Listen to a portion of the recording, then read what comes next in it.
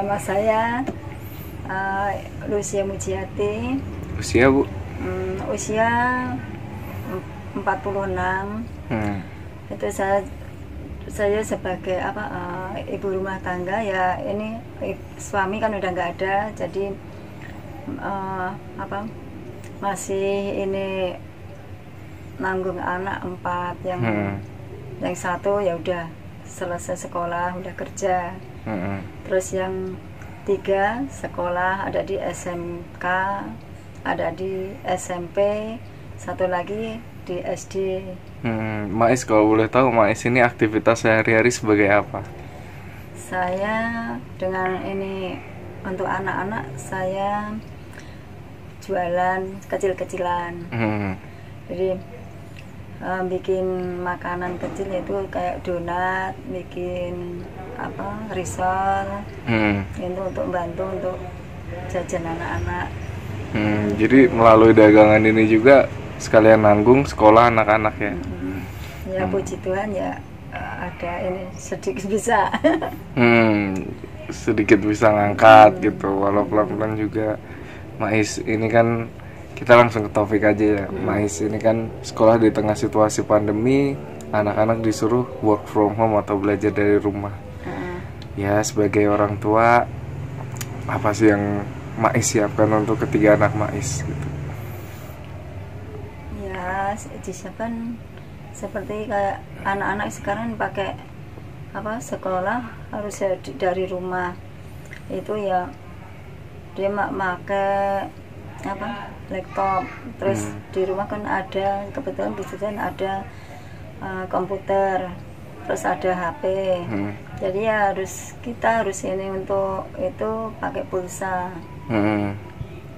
Yang paling mahal itu untuk pengeluaran pulsanya ini ya, untuk biaya sekolahnya. Ya itu kalau nggak pakai wifi, tapi ya puji Tuhan kakaknya pasang wifi, jadi kebantu.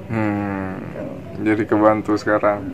Lalu Mais, mungkin bisa dikasih tahu nggak berapa gadget yang udah Mais beliin untuk anak-anaknya di masa pandemi ini, atau gimana tuh ceritanya?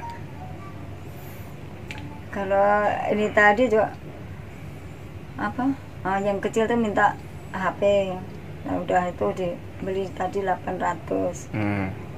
Itu belum nanti untuk paketannya. Paketannya kan itu nanti bisa sedikit diisi pulsa. Jadi bertahap gitu. Jadi persiapannya sejauh ini cuma nyiapin ya gadgetnya, pulsanya. Ya, itu kalau untuk seragam sekolah itu belum. Jadi udah kemarin sih udah belanja untuk sekolah, untuk alat-alat sekolah, ya, untuk buku. Untuk buku ya kemarin ada sekitar kurang lebih 1 juta. Nah, udah sih.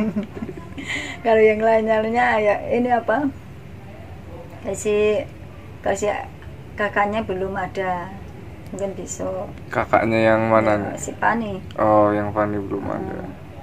Apanya yang belum ada? Kalau Pani kan belum ada untuk pengumuman dari sekolah. Yang di ini gitu belum tahu. Jadi tadi cuman ngambil skala tadi sama masih kenang-kenangan tadi berapa ya? Kurang lebih tadi 50.000. Mais, kalau boleh tahu kesulitan menyiapkan kebutuhan sekolah untuk anak-anak ini apa aja sih yang Mais alami gitu? Kesulitannya untuk bayar SPP. Bayar SPP. Oh iya. Gimana tuh Mais? Untuk SPP. Jadi kalau SPP kan yang nomor ya yang puji Tuhan nomor 1 nomor yang di SMK itu nggak bayar. Jadi yang 2 kan bayar di SLB sama di Slamar. Jadi itu swasta semua. Tapi ya itu yang ini masih jadi beban. Tapi itu saya puji Tuhan ada KJP bisa membantu. Kalau KJP itu untuk keperluan sekolah, untuk beli alat-alat tulis, untuk apa ya itu tuh nggak bisa untuk didebat, jadinya itu yang saya ini untuk SPP-nya. Gitu. Jadi ya setiap ini saya harus setiap hari kan jualan, jadi harus menyisihkan untuk itu, untuk bayar sekolah nih. Mais, emang berapa sih penghasilan per hari dan udah berapa lama jualan? Jualan itu saya dari anak saya masih 1 tahun, udah lama ya. Udah lama, berarti emang dari dulu jualan ya? Nah, dari dulu emang jualan kecil-kecilan. Ya kalau sekarang ini ya kurang lebih 1 bulannya ya bisa, kalau dikumpulin tuh kalau kita jualan terus nggak ini ada 300-an lah, kurang lebih itu ya bisa. Dan itu apa cukup gitu untuk nge-cover ya, biaya pendidikan? Enggak cukup segitu. Mais, ini pandangan orang tua pribadi nih ya. Hari ini kan emang untuk mereka yang sekolah di swasta kan bayar SPP. Orang tua tuh nyikapinya gimana? Anaknya bayar SPP tapi belajar dari rumah.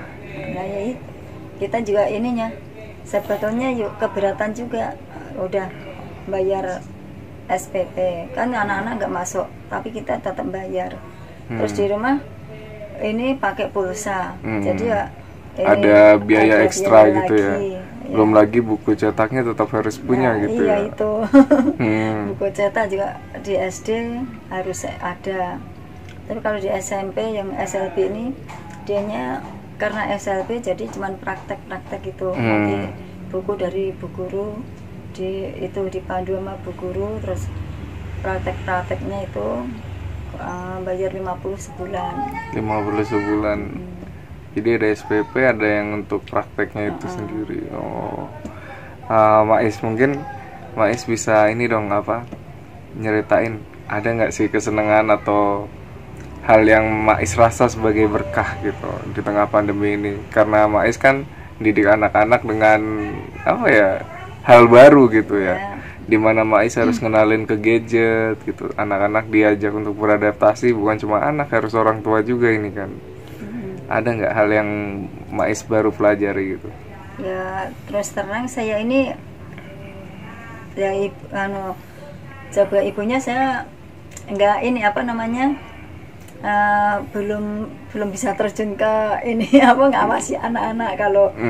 Kalau belajar dianya puji Tuhan dia ada kakaknya, jadi sama kakaknya ya gitu, dibantu sama kakak-kakaknya.